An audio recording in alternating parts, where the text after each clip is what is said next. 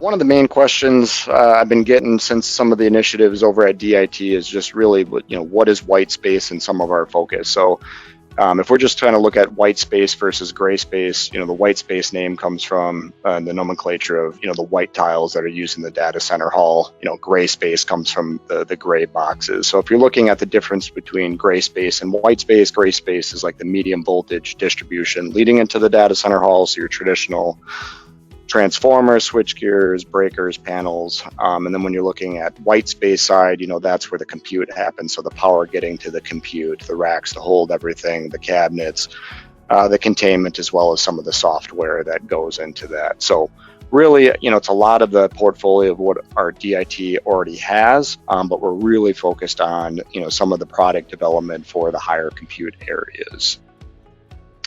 Why are we concentrated on white space? I mean, if you just look at the spending, North America last year is close to $32 billion in data center construction. If we kind of break that out, the AI infrastructure is really the push on the growth. Everything is growing pretty rapidly, but especially the AI side from that.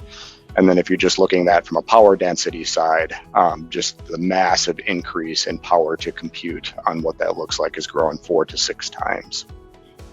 We're kind of taking a look at the products of what we got. We really want to expand the core and develop new products. So if you look at our core, rack enclosures, PDUs, power cords. So, as the servers get bigger, heavier, trying to do some more at the power side of it, as well as the power consumption, right? Focusing on the new development, higher weight capacity racks, higher power density PDUs.